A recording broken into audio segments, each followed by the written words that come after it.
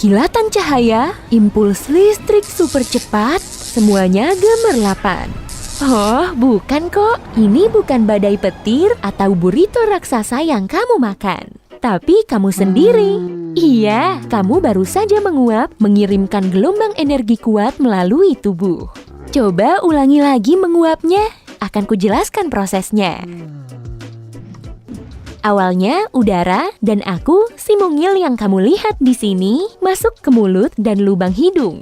Satu lubang hidung saja ya, karena lubang satunya beristirahat dengan sendirinya. Kamu lagi makan ya? Jangan menghirup napas sambil menelan pizza. Cuma bayi yang bisa melakukan dua hal ini sekaligus. Kamu sudah sampai di faring. Disinilah udara dan makanan bercampur. Saluran ini panjangnya sekitar 12,5 cm dan berfungsi sebagai pemilah.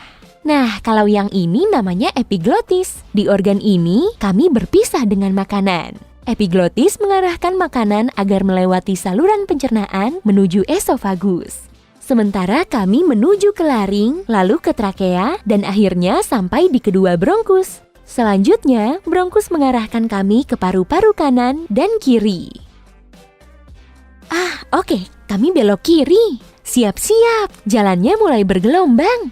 Hei, awas ada dinding. Kami bisa-bisa menabraknya. Hehehe, tidak kok. Kami berjalan melewati salah satu cabang. Dan dengan manuver mulus, kami berhasil sampai di alveolus paru-paru kiri.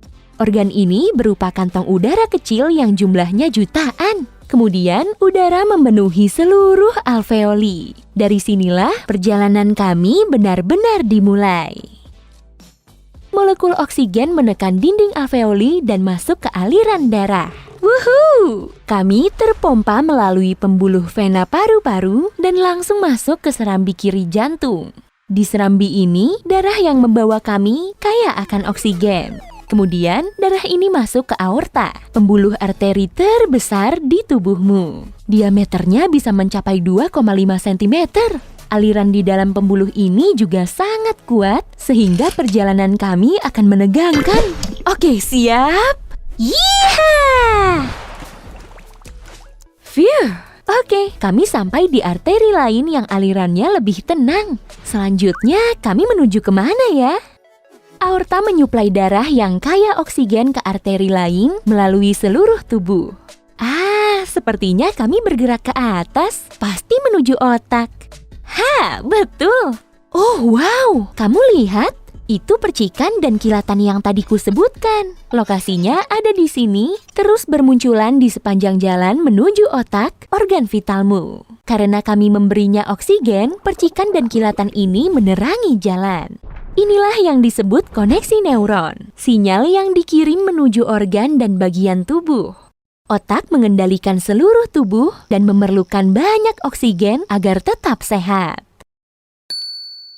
Saat kami bergerak melalui otak, molekul-molekul gas oksigen di sekitar kami menjadi berkurang dan digantikan oleh CO2, hasil samping dari proses pernapasan. Gerakan kami melambat dan pembuluh yang kami lalui semakin mengecil. Kami mulai meninggalkan pembuluh arteri dan masuk ke pembuluh kapiler atau pembuluh darah terkecil. Pembuluh ini mengendalikan agar setiap bagian otak dan kepalamu mendapat asupan energi yang diperlukan. Akhirnya kami tiba di ujung perjalanan. Tidak ada oksigen yang tersisa, cuma ada CO2. Perlahan tapi pasti, kami berbalik arah dan bersiap untuk melakukan perjalanan kembali menuju jantung. Tapi selagi di sini, kami akan melihat bagian lain dari tubuh. Tadi aku sudah menyiapkan dan melepaskan pelacak saat memasuki bronkus. Nah, langsung saja. Oke, pelacaknya mulai mendekati lapisan lambung. Sepertinya pizza yang tadi kamu makan membuat sistem peredaran darah membesarkan pembuluh darah di sekitar lambung. Akibatnya ada banyak darah yang mengalir masuk.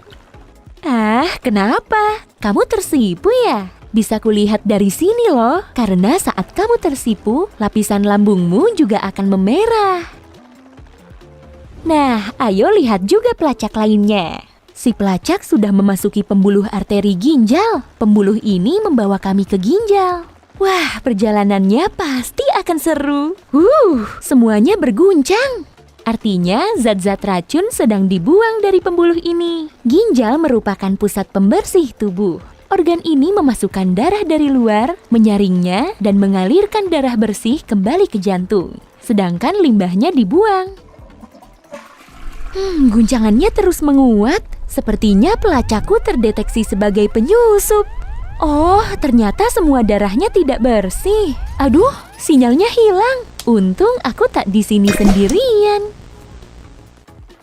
Nah, kami masih bergerak perlahan dan pelacak pertamaku bergerak dari lambung melalui sistem pencernaan menuju hati. Hati termasuk organ yang luar biasa loh. Organ ini menjalankan sekitar 500 fungsi yang sebagian besarnya belum benar-benar diketahui. Hati juga bisa tumbuh kembali dengan sendirinya, bahkan jika ukurannya tinggal 1/4 kalinya. Tenang saja, hatimu baik-baik saja kok. Pelacakku memasuki hati, lalu keluar. Wah, kok gambarnya hilang? Mungkin hati tidak menyukai pelacakku. Akhirnya kami bisa mempercepat perjalanan dan memasuki pembuluh darah menuju jantung. Di dalamnya mengandung banyak CO2. Arusnya semakin kencang hanya dalam hitungan detik. Pegangan kuat-kuat. Luncuran roller coaster terakhir dan kini kami bergerak naik secara mulus. Sebentar lagi kami akan sampai ke jantung lagi. Nah, kali ini jantung sebelah kanan. Dari serambi kanan, kami dipompa masuk ke bilik kanan, lalu berhenti sebentar. Bilik berkontraksi, lalu kami terpompa menuju pembuluh darah jantung, menuju ke paru-paru lagi. Dengan memacu kecepatan, kami melalui aliran darah, melambat kembali, dan berada di salah satu alveoli lagi. Lihat, ada oksigen. Gas ini menekan dinding pembuluh dan kami didorong keluar bersama dengan karbon dioksida. Naik ke bronkus, mengumpulkan CO2 lain saat meluncur ke saluran udara. Tapi tunggu, kenapa aku didorong ke sini lagi? Ada apa? Oh, jangan-jangan... Kamu usil ih. Kamu tahu, kecepatan bersin bisa mencapai 160 km per jam. Dan sebesar itulah kecepatan terbangku saat ini. Akhirnya perjalananku berhenti juga. Setidaknya aku sudah di luar. Hei, kamu di mana? Mau main petak umpet ya? Sudah pasti aku akan menemukanmu. Kamu sudah bersin sembarangan. Tunggu saja pembalasanku. Hei, jika kamu belajar hal baru hari ini, klik tombol suka di video ini lalu bagikan pada teman-temanmu. Inilah beberapa video menarik lainnya yang bisa kamu tonton.